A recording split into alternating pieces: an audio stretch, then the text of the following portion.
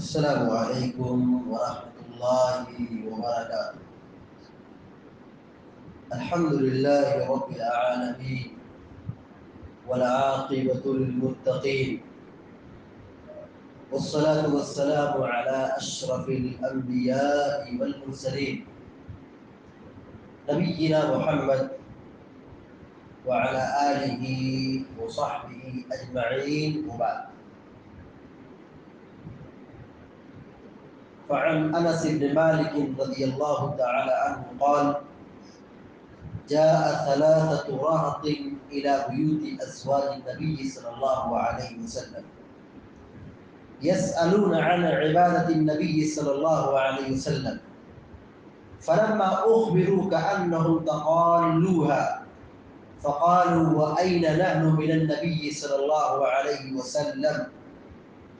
قد غفر له ما تقدم من ذنبه وما تأخر. قال أحدهم: أما أنا فإني أصلي الليل أبدا. وقال آخر: أنا أصوم الدهر ولا أفطر. وقال آخر: أنا أعتزل النساء فلا أتزوج أبدا. فجاء رسول الله صلى الله عليه وسلم إليهم فقال: أنتم الذين قلتم كذا وكذا، أما والله إني لأخشاكم لله وأتقاكم له، لكني أصوم وأفطر وأصلي وأرقد وأتزوج النساء، فمن رغب عن سنتي فليس مني. رواه البخاری۔ ابھی آپ کے سامنے صحیح بخاری کی ایک بڑی طویل روایت پڑھی گئی ہے۔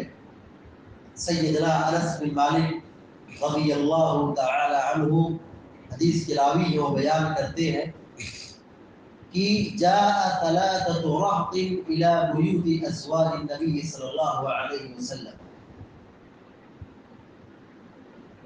تین لوگ اللہ کے نبی صلی اللہ علیہ وسلم کے پاس، اللہ کے نبی صلی اللہ علیہ وسلم کے بیویوں کے گھروں میں آئے، ازواج مطہرات کے پاس آئے۔ یسألون عن عبادت النبی صلی اللہ علیہ وسلم، مقصد یہ تھا کہ نبی کی عبادت کے متعلق سوال کریں۔ یعنی کون سی عبادت؟ رات کی عبادت، کیونکہ دن میں نبی علیہ السلام ہمارے ساتھ رہتے ہیں، آپ کیا کرتے ہیں، کیسے رہتے ہیں، یہ ساری چیز آپ جان چکے ہیں، سیکھ چکے ہیں، سمجھ چکے ہیں، مگر رات میں آپ کیا عبادت کرتے ہیں، اس حقیقت کو، اس سچائی کو جاننے کے لیے ازواج مطہرات کے پاس ہے۔ ازواج مطہرات کے پاس کیوں ہے؟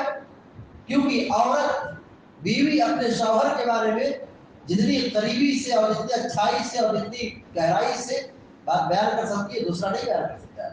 وہ بھی معاملہ جب رات کا ہو تو وہ عورت اس چیز میں زیادہ علم رکھتی ہے، جو کہ آدمی کہیں بھی رہے رات میں اپنے گھر اور اپنے بال بچوں کی طرف روانہ ہوتا ہے۔ فلما اخبروا كأنهم تقالوها، جب ان کو یہ بات بتائی گئی کہ اللہ کے نبی صلی اللہ علیہ وسلم رات میں اتنی عبادت کرتے ہیں،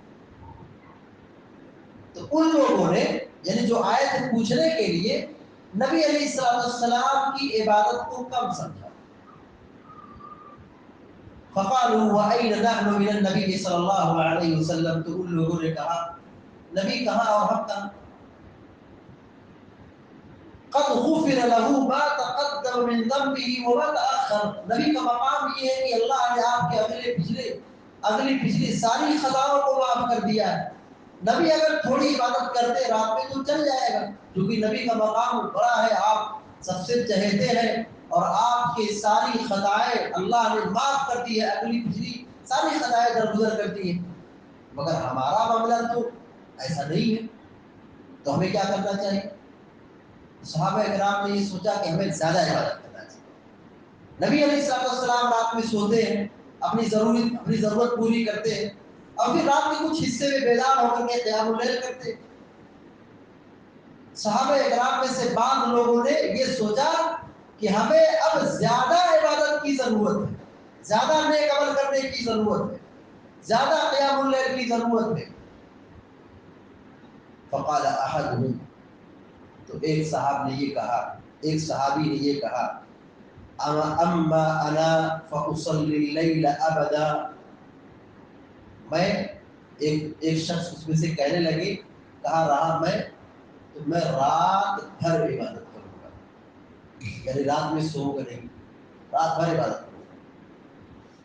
وقال آخر انا اصوم الدهر، دوسرے نے کہا کہ میں ہمیشہ روزے رکھوں گا، ولا افطر، کبھی افطار نہیں کروں گا، یعنی ہر روز روزہ رکھوں گا. وقال آخر، اور تیسرے نے یہ کہا کہ انا اعتزل النساء فلا اتزوج، میں تو عورتوں سے بالکل الگ تھلگ رہوں گا، شادی ہی نہیں کروں گا. تین لوگ تھے، تینوں کا الگ الگ مزاج، تینوں کی الگ الگ بولی. ایک یہ کہہ رہا ہے کہ مطلب میں شادی ہی نہیں کروں گا، کیونکہ شادی کر لوں گا تو وقت بیوی کو دینا پڑے گا، بال بچوں کو دینا پڑے گا، کمانا پڑے گا، تو عبادت کہاں کر پائیں گے. ایک نے کہا کہ میں روزہ رکھوں گا، دوسرے نے کہا کہ میں رات بھر عبادت کروں گا. پیارے نبی صلی اللہ علیہ وسلم کو جب یہ خبر لگی کہ صحابہ اکرام میں سے کچھ لوگ یہ سوچ رہے ہیں کہ ہمیں زیادہ عبادت کی ضرورت ہے، اپنے جسم کو تھکانے کی ضرورت ہے، پیارے نبی صلی اللہ علیہ وسلم تشریف لائے. راوی کہتے ہیں فجاء رسول اللہ صلی اللہ علیہ وسلم الیہ فقال، پیارے نبی صلی اللہ علیہ وسلم ان صحابہ اکرام کے پاس آئے اور یہ کہا انتم الذین قلتم کذا وکذا، کیا تمہیں لوگ ہو جو ابھی تم یہ کہہ رہے تھے کہ میں روزہ رکھوں گا، کھاؤں گا نہیں، میں قیام اللیل کروں گا، سوؤں گا نہیں، میں شادی نہیں کروں گا، رات بھر عبادت کروں گا، دن بھر عبادت کروں گا، تم لوگ ایسا کہہ رہے تھے. واللہ انی لاخشاکم للہ، تم یہ سمجھتے ہو کہ ہم زیادہ عبادت کر کے اللہ کا تقرب حاصل کر لیں گے، رات بھر قیام کر کے، دن بھر روزہ رکھ کر کے، بال بچوں سے آزاد ہو کر کے، بیوی بچوں سے دور رہ کر کے، دنیا سے الگ تھلگ ہو کر کے، کھانے پینے کی مسائل سے الگ و تھلگ ہو کر کے زیادہ عبادت کر کے سوچتے ہو کہ میں زیادہ متقی ہوں، پرہیزگار ہو جاؤں گا. سنو، میں تم میں سب سے زیادہ اللہ سے ڈرنے والا ہوں. علم، جس کے پاس علم گہرا ہوگا، زیادہ ہوگا، جو جس قدر اللہ کے بارے میں جانے گا اس کا تقویٰ سب سے زیادہ ہوگا، اس کی زندگی میں خشیت زیادہ ہوگی. پیارے نبی علیہ السلام کہتے ہیں کہ میں تم میں سب سے زیادہ اللہ سے ڈرنے والا ہوں. لیکنی اصوم، لیکن میں روزہ رکھتا ہوں، جیسا کہ تم دیکھ رہے ہو میں روزہ بھی رکھتا ہوں. وافطر، ہمیشہ روزہ نہیں رکھتا ہوں، کھاتا بھی ہوں، افطار بھی کرتا ہوں. واصلی، رات میں نماز پڑھتا ہوں، وارقد، اور سوتا بھی ہوں. تم کیا کہہ رہے ہو کہ میں رات بھر عبادت کروں گا، سوؤں گا نہیں. مجھ کو دیکھو، میں تمہارا نبی ہوں، میں اللہ سے سب سے زیادہ ڈرنے والا ہوں، میں رات میں سوتا بھی ہوں، وہ میری ضرورت ہے، وہ ہر انسان کی ضرورت ہے، اور میں رات میں قیام بھی کرتا ہوں. وَأَتَزَوَّجُ النِّسَاءَ، اور میں عورتوں سے شادی کرتا ہوں. اور آپ نے 11 شادی کی، اور مدینہ میں جب آپ آئے تو بیک وقت آپ کے پاس 9 بیویاں تھیں، 2 بیوی کا انتقال ہو چکا تھا رضی اللہ عنہ. کہا میں عورتوں سے شادی کرتا ہوں، تم کہتے ہو میں شادی نہیں کروں گا. فمن راغب عن سنتی، دیکھو یہی میری سنت ہے، یہی میرا طریقہ ہے. فمن راغب عن سنتی، جو میری سنت سے اعراض کرے گا، منہ موڑے گا، میری سنت کو فالو نہیں کرے گا، من مانی کرے گا دین کے اندر، کر لے تو حرج کیا ہے، اچھی بات ہے، یہ اچھی چیز لگ رہی ہے، کر لے تو اس میں حرج کیا ہے. بہت سارے لوگ مزاج بنا ہوا، کر لے، منا لے، پکا لے، یہ کر لے تو حرج کیا ہے، اچھی ہی چیز تو ہے. پیارے نبی صلی اللہ علیہ وسلم یہ کہہ رہے ہیں کہ جو میری سنت سے منہ موڑے گا، سنت سے ہٹ کے کوئی نیا کام کرے گا، فلیس منی، وہ میرا طریقہ نہیں، مجھ میں سے نہیں. بہت بڑی نصیحت ہے اس حدیث کے اندر. کہ کوئی بھی دین کا کام ہو، کوئی بھی شریعت کا کام ہو، کوئی بھی عبادت ہو، سب سے پہلے کرنے سے پہلے یہ دیکھ لے کہ آیا یہ سنت میں ہے کہ نہیں، پیارے نبی صلی اللہ علیہ وسلم نے تعلیم دی ہے کہ نہیں، نبی علیہ السلام کی سنت ہے کہ نہیں، نبی علیہ السلام کا اگر حکم ہو، سنت ہو، آپ کا فرمان ہو، آپ کی تعلیم ہو، آنکھ بند کر کے وہ کام کیا جائے، دنیا چاہے کچھ بھی کہے۔ لیکن اگر رسول اللہ صلی اللہ علیہ وسلم نے نہیں کیا ہے، رات بھر عبادت کر لو، دن بھر روزہ رکھ لو، دنیا کی لذتوں کو چھوڑ دو، شادی بیاہ چھوڑ دو، بال بچے چھوڑ دو، دنیا چھوڑ دو، قربان کر دو، اگر پیارے نبی صلی اللہ علیہ وسلم کا عمل نہیں ہے، ساری کی ساری عبادت بیکار ہے، برباد ہے۔ یہ سب سے بڑی مسئلہ ہے۔ دوسری اہم بات یہ ہے کہ ہمارے دین میں اعتدال ہے، نرمی ہے، توازن ہے، بیلنس ہے۔ اللہ رب العالمین یہ نہیں کہا کہ عبادت کرو، عبادت کرو، عبادت کرو، یہ نہیں کہا۔ عبادت کا جہاں حکم دیا وہاں یہ بھی کہا ہے کھاؤ بھی، روزہ رکھنا، سحری کرو، شام کو افطار کرو، لگاتار روزہ مت رکھو سوائے رمضان میں، ہمیشہ روزہ نہیں رکھ سکتے، مہینے میں 3 روزہ کافی ہے، ہفتے میں 2 روزہ کافی ہے۔ لگاتار روزہ رکھنا ہماری شریعت میں تعلیم نہیں دی گئی، گیپ ہونا چاہیے۔ اگر بہت جس کو روزہ رکھنا ہے تو صوم داؤد رکھے، ایک دن روزہ رکھے، ایک دن کھائے، پھر ایک دن روزہ رکھے، پھر ایک دن کھائے، ایسا کر سکتا ہے۔ لیکن کوئی لگاتار روزہ رکھ رہا ہے، کنٹینیو روزہ رکھ رہا ہے، اس کا کوئی روزہ نہیں، اس کی کوئی عبادت نہیں۔ ہماری شریعت میں توازن ہے، اعتدال ہے، نرمی ہے، اور ہمارے مزاج کا بہت بڑا اللہ کے نبی علیہ السلام نے خیال رکھا ہے۔ اگر آدمی یہ ہمت کرے، محنت کرے کہ میں کوئی رات جاگوں گا، جاگ سکتا ہے، ایک دن جاگے گا، 2 دن جاگ سکتا ہے، 3 دن جاگ سکتا ہے، اس کے بعد کمزوری آ جائے گی، تھک جائے گا، عبادت چھوڑ جائے گا، چھوڑ دے گا، ناراض ہو جائے گا۔ ہماری شریعت میں اعتدال ہے کہ عبادت بھی کرو، سو بھی، روزہ بھی رکھو، کھاؤ بھی، شادی بیاہ بھی کرو، بال بچوں کو پالو، پوسو، کو کھلاؤ، یہ بھی نہیں کہ یہ بھی عبادت ہے، یہ اس سے بھی ثواب، اس سے بھی اللہ تعالیٰ کا تقرب حاصل ہوگا۔ کیونکہ اگر آدمی شادی نہ کرے اور کہے میں شادی نہیں کروں گا، کب تک رہے گا ایسا؟ کب تک اپنی جوانی کو کچل کے رکھے گا؟ کب تک اپنی خواہشات کو دبا کے رکھے گا؟ ایسی عبادت کا کیا فائدہ کہ آدمی رات بھر تہجد پڑھے، دن بھر روزہ رکھے، اس کی نگاہ محفوظ نہیں ہے، اس کی شرمگاہ محفوظ نہیں ہے، ایسی عبادت کا کیا فائدہ؟ تو اس شادی بیاہ کرنے سے آدمی کی نگاہ اور اس کی شرمگاہ کی حفاظت ہوتی ہے، ایمان کی حفاظت ہوتی ہے، اخلاق کی حفاظت ہوتی ہے، دین کی حفاظت ہوتی ہے، کیریکٹر کی حفاظت ہوتی ہے۔ اور اگر آدمی شادی بیاہ نہ کرے تو پھر بہرحال معاملہ مشکوک ہوتا ہے، اللہ من رحم ربی۔ اسی طریقے سے ایک اہم بات یہ ہے کہ نبی علیہ السلام کی سنت پر چلنا چاہیے، نبی علیہ السلام کی سنت کو دیکھنا چاہیے، اور نبی علیہ السلام نے جو کیا ہے اسی طریقے پر چلنا چاہیے، نہ اس سے آگے نہ اس سے کم، یہی پیروی ہے، اسی کو محبت کہتے ہیں۔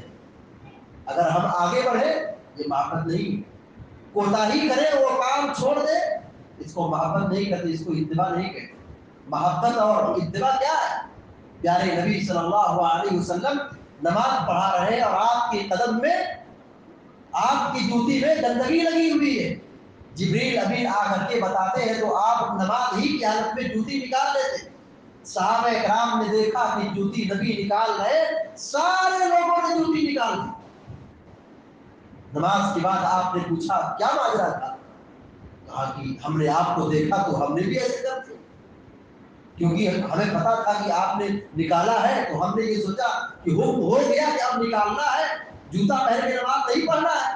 پیارے نبی صلی اللہ علیہ وسلم کہنے لگے میری جوتی میں گندگی لگی تھی تب میں نے ایسا کیا تھا۔ یہ صحابہ کرام کی محبت اور اتباع سنت دیکھی۔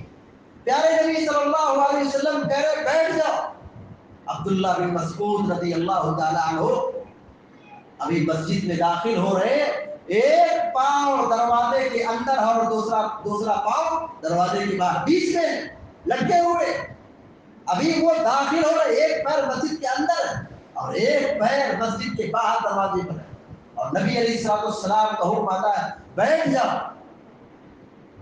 حضرت عبداللہ بن مسعود وہی بیٹھ گئے. پیارے نبی صلی اللہ علیہ وسلم نے کہا نہیں تم کو میں نے نہیں کہا، میں نے تم کو کہا. پھر وہ کھڑے ہوئے. یہ اتباع ہے، یہ محبت ہے. فمن رغب عن سنتی فلیس منی، جو میری سنت سے منہ موڑے وہ مجھ میں سے نہیں ہے. یہ نہیں چلے گا. من مانی دین میں نہیں چلے گی. کر لے تو حرج کیا. آج لوگوں نے اس کو مذاق بنا کے رکھا، دین اور شریعت اور سنت کا اتباع بنا کے رکھا. بس حرج کیا ہے، حرج کیا ہے، حرج کیا ہے، حرج کیا ہے. اتنی ساری چیزوں کو دین میں گھسیڑ دیا ہے کہ اب وہ دین اور شریعت کا مذاق ہو رہا ہے. دین اور شریعت کا مذاق اڑایا جا رہا ہے. بس کر لے حرج کیا ہے، منا لے حرج کیا ہے. منع کہاں ہے؟ عبادت کے کرنے کے لیے دلیل کا ہونا ضروری ہے، سنت کا ہونا ضروری ہے، نبی کی تعلیم کا ہونا ضروری ہے. نبی علیہ السلام کی سنت کے بغیر کوئی بھی عبادت، کوئی بھی نیکی اللہ رب العالمین کے یہاں قبول نہیں ہوگی. کل قیامت کے دن حوض کوثر سے ایسے لوگوں کو کھدیر کھدیر کر کے بھگایا جائے گا. کون لوگ ہوں گے؟ وہ لوگ ہوں گے جو دین اور شریعت میں منمانی کرنے والے تھے، اپنی طرف سے شریعت میں اضافہ کرنے والے تھے، اپنی طرف سے دین میں داخل کرنے والے تھے. سحقاً سحقاً لمن غیر بعدی. یہ بہت بڑی تباہی کی بات ہے کہ پیارے نبی علیہ السلام کے حوض کوثر سے دھتکار دیا جائے. یہ اس وجہ سے ہوگا سنت کی مخالفت، دین کی مخالفت، شریعت کی مخالفت، دین میں بدعات و خرافات اور دین میں منمانی کے نتیجے میں یہ اسی ذلت و رسوائی کا سامنا کرنا پڑے گا. اللہ رب العالمین سے دعا کرتے ہیں کہ اللہ تبارک و تعالیٰ ہم کو، آپ کو، سارے مسلمانوں کو دین اور شریعت پر چلنے کی توفیق عطا فرمائے اور ہر قسم کی بدعات، خرافات، شرکیات اور گمراہی سے ہم سب کی حفاظت فرمائے. امین یا رب العالمین. اقول قولی هذا واستغفر الله لي ولكم ولسائر المسلمين فاستغفروه انه هو الغفور الرحيم. وصلى الله على نبينا محمد وسلم تسليما كثيرا. السلام عليكم ورحمه الله